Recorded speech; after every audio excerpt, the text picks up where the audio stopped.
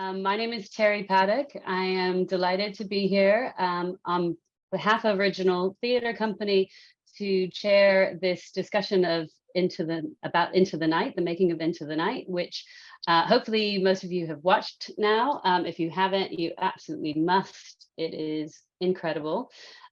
This hybrid theatre production was first released last year, this time, and as we will all remember, very challenging times and conditions. Falmouth Coast Guard, this is Rescue Helicopter 80. We are airborne and making for the casualties' estimated position, over. I first read it because a producer called Martin Hayes sent me a treatment of it, and he's very passionate about lifeboats and particularly this story, and he sent me a 2-page synopsis and a script that Mike had written. And I read it and was bowled away. I'm just shy of 40 and did not know of this story at all. It never crossed my path. And I think, like a lot of people, it was news to me. And I immediately, it's very rare when you read a script and just immediately know, I've got to try and find a way to do this.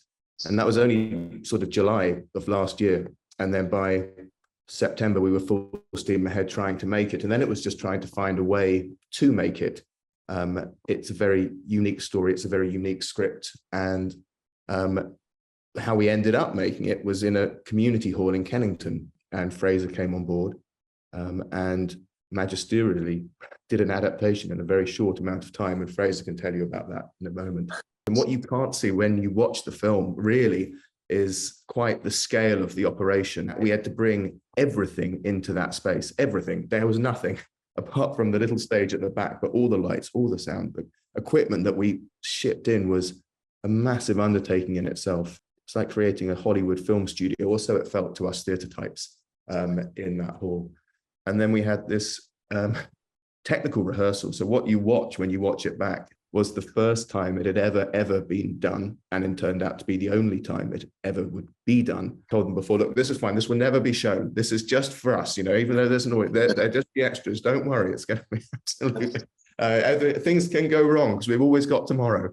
And of course, we never got tomorrow, but what we did get was an amazing performance, I think, that the actors, there was just the rawness and the imperfections, we were saying before the meeting started, sort of just I think make it all the more theatrical, if you like, and organic and right for a story that is rooted in a community, told by a community of actors, all of whom felt a kind of a profound need to honor the people involved in that story.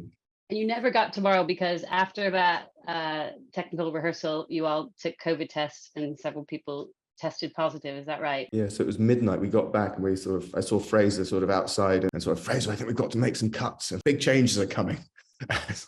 And then we gave these notes in the pubs, in the pub garden, all freezing.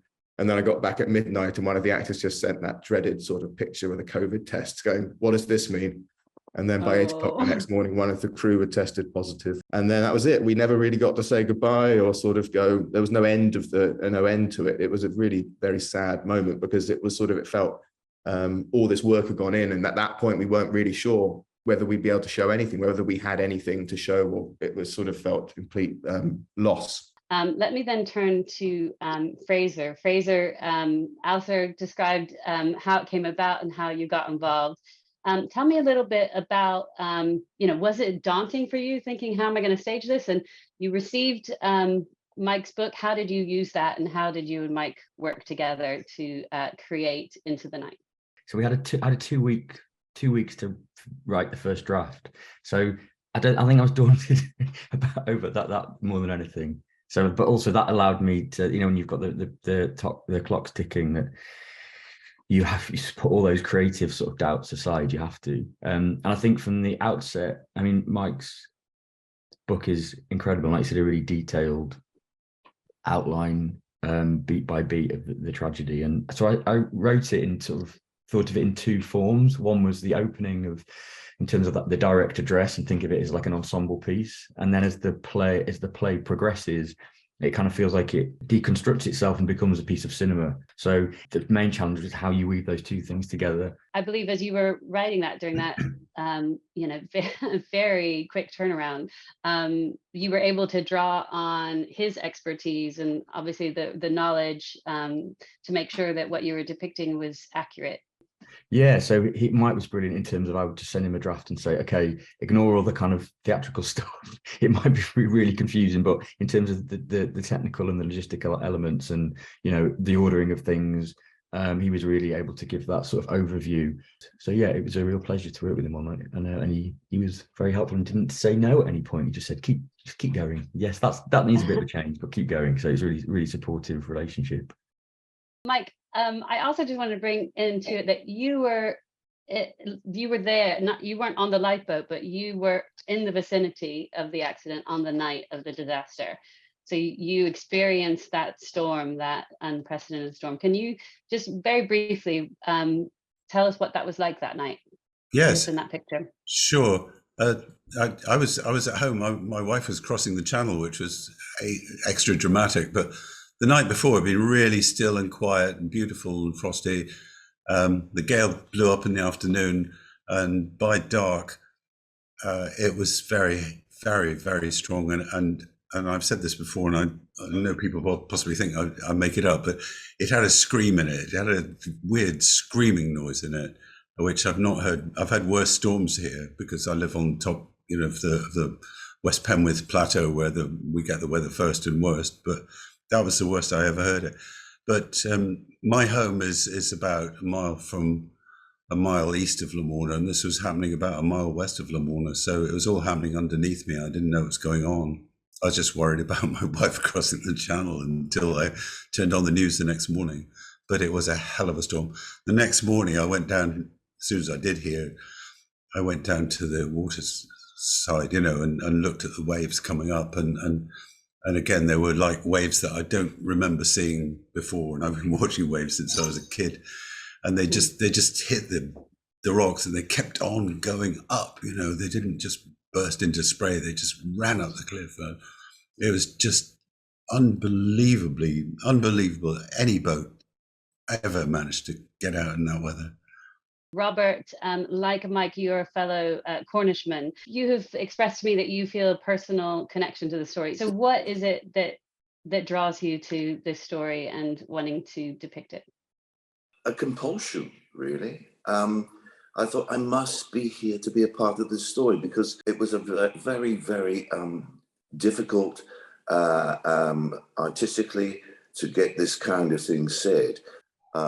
There's a sincerity of what comes over, I think, which I'm very pleased about.